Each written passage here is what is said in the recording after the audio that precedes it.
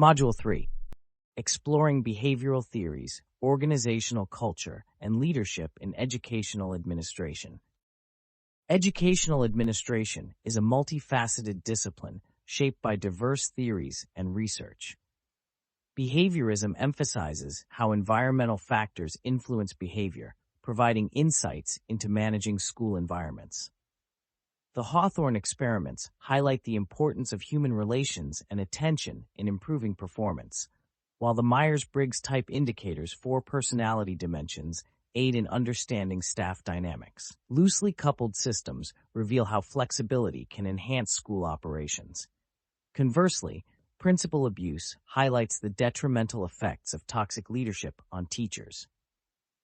Effective Schools research identifies 5 foundational assumptions for success, aligned with Shine's model of organizational culture, demonstrating how culture influences school effectiveness and student achievement. The role of behaviorism in educational administration. A behaviorist in educational administration focuses on understanding and shaping behavior through observable actions and measurable outcomes. Rooted in the principles of behaviorism, this perspective emphasizes the use of reinforcement, punishment, and environmental structures to influence behavior, ensuring effective learning and organizational efficiency. Behaviorists believe that behavior can be shaped and controlled through systematic intervention, making them strong proponents of structured, rules-based environments in schools. In educational administration, a behaviorist would support approaches that emphasize clear expectations, consistent feedback, and measurable performance standards. For instance, in a school setting, they might advocate for behavior management systems that reward positive behaviors, such as punctuality or classroom participation, with tangible reinforcements like certificates or privileges. Similarly, they may implement consequences for disruptive behaviors to discourage actions that impede the learning environment. Behaviorists would also back data-driven methods to evaluate student and teacher performance. For example, they might introduce progress charts or digital platforms that track student achievements, providing real-time feedback to both students and educators. This ensures that individuals can see the direct correlation between their behaviors and the outcomes, reinforcing desirable actions while addressing areas for improvement. The Hawthorne experiments and educational administration. The Hawthorne experiments, conducted in the 1920s and 1930s at the Western Electric Company, revolutionized the understanding of workplace dynamics and human behavior. Originally aimed at studying the effects of physical conditions, such as lighting, on productivity, the experiments uncovered a more profound insight. Human behavior is deeply influenced by social and psychological factors. This understanding has significant implications for educational administration, offering valuable lessons for managing schools and educational systems effectively. In educational settings, administrators often focus on external factors like curriculum design, facilities, and resources to improve outcomes. While these elements are undoubtedly important, the Hawthorne experiments suggest that the relationships, morale, and psychological well-being of teachers, staff, and students can have an equally profound impact. For instance, the attention and recognition participants received during the experiments improved their productivity more than the physical changes being tested. Similarly, when educational leaders demonstrate genuine interest in the well-being and contributions of teachers, it can enhance motivation, collaboration, and overall school performance. The experiments also emphasize the importance of informal social groups and their role in shaping behavior. In schools, the culture and informal networks among teachers and students can significantly influence attitudes toward teaching, learning, and collaboration. Administrators who understand and engage with these dynamics can foster a positive environment that encourages professional growth and student success. Understanding the 4 dimensions of human personality in the Myers-Briggs Type Indicator. The Myers-Briggs Type Indicator, MBTI, is a widely recognized framework for understanding personality. Rooted in Carl Jung's theories, It explores the ways individuals perceive and interact with the world. The MBTI identifies 4 key dimensions of personality that together form a comprehensive picture of an individual's preferences and tendencies. The first dimension contrasts extroversion and introversion, focusing on where individuals derive their energy. Extroverts find energy in engaging with people and external activities, while introverts recharge through solitude and reflection. This dimension does not measure sociability, but rather highlights whether someone is outwardly or inwardly oriented. The second dimension examines sensing and intuition, which reflect how people gather and interpret information. Sensing individuals rely on tangible details and concrete facts, focusing on the present and practical realities. In contrast, those with a preference for intuition look at patterns, possibilities, and the big picture, often considering abstract concepts and future potential. The third dimension, thinking versus feeling, explores how people make decisions. Thinking individuals prioritize logic, consistency, and objective criteria, seeking fairness and rationality. Feeling individuals, on the other hand, base their decisions on personal values and the impact on others, often emphasizing harmony and empathy. The final dimension, judging and perceiving, reflects how individuals approach the world. Judging types prefer structure, organization, and clear plans, while perceiving types thrive in flexibility and spontaneity, adapting as situations unfold. This dynamic affects how individuals manage time, set goals, and deal with uncertainty. Understanding loosely coupled systems. Loosely coupled systems are a foundational concept in system design, emphasizing the independence and flexibility of components within a larger framework. These systems are designed to interact with one another through well-defined interfaces while maintaining minimal dependencies. The primary goal of loosely coupling components is to enhance adaptability, scalability, and maintainability in complex systems. In loosely coupled systems, individual components or modules can operate independently, which allows for seamless modifications, replacements, or upgrades without disrupting the entire system. This independence fosters resilience, as a failure in one component does not necessarily lead to the failure of the entire system. For example, in software architecture, microservices exemplify loose coupling by enabling services to communicate through APIs without being tightly interwoven. Each service can be developed, deployed, and scaled independently, accommodating diverse technological choices and development timelines. A key feature of loosely coupled systems is their reliance on abstractions and interfaces rather than direct interdependencies. This approach minimizes the risk of cascading errors and promotes a modular structure where individual components have clear responsibilities. The flexibility inherent in such systems also supports innovation. Developers can experiment with new features or technologies in isolated modules without jeopardizing the stability of the broader system. However, loose coupling requires careful planning and design. The use of standard protocols, efficient communication mechanisms, and a clear understanding of system boundaries is critical to prevent inefficiencies.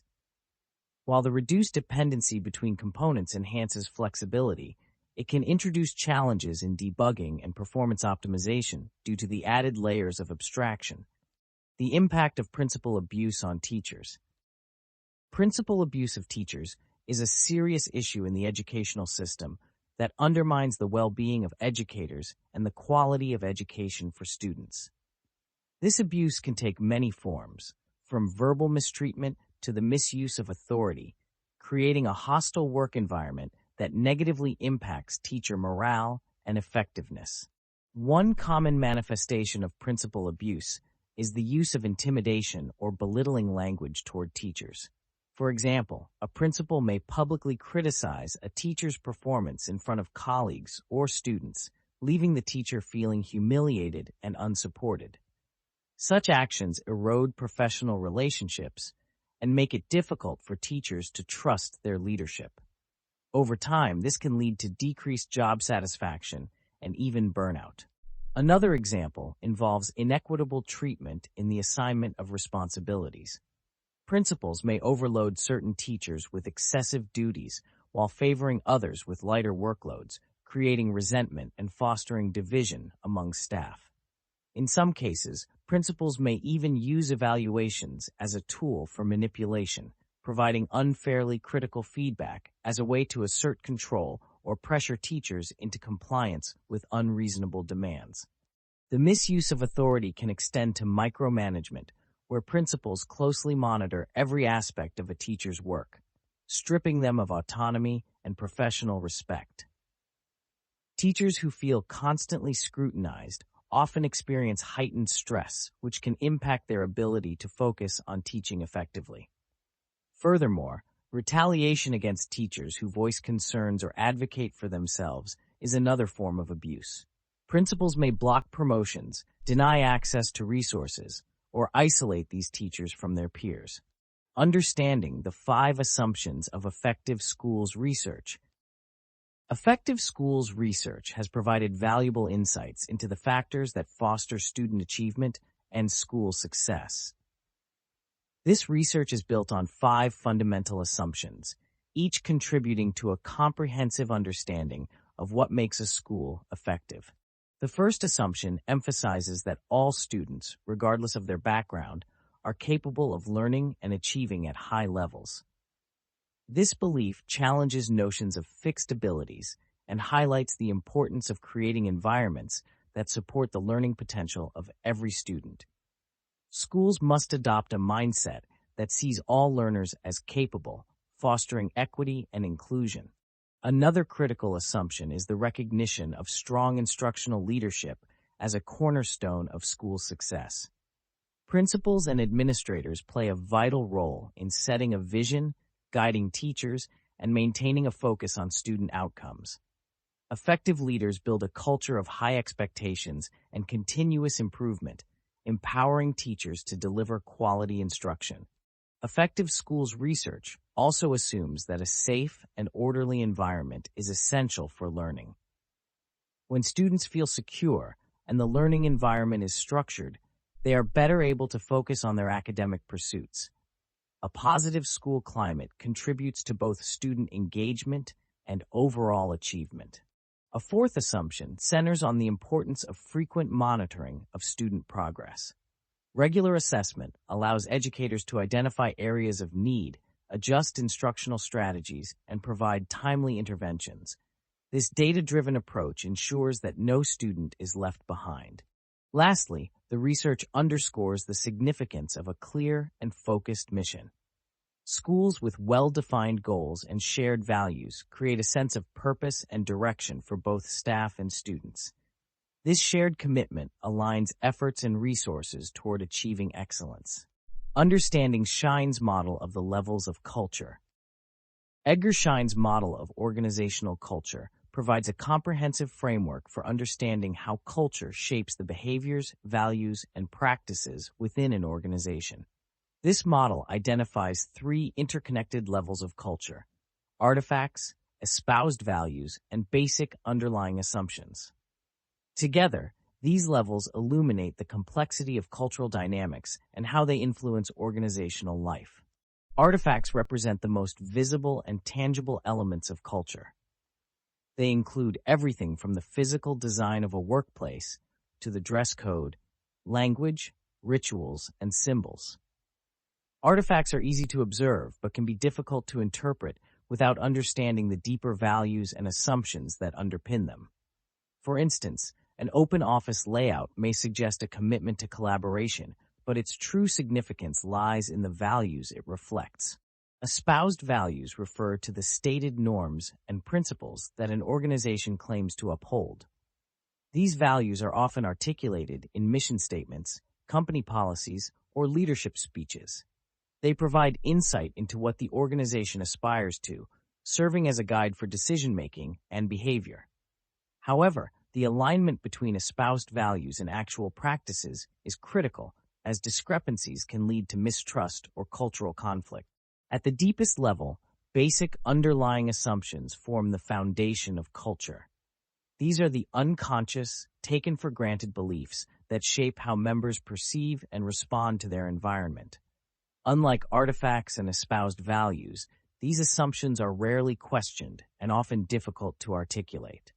They represent the core of an organization's culture, influencing behaviors in profound and enduring ways. The influence of organizational culture on effectiveness and student performance. Research exploring the relationship between organizational culture and effectiveness consistently highlights the critical role of leaders and teachers in shaping outcomes.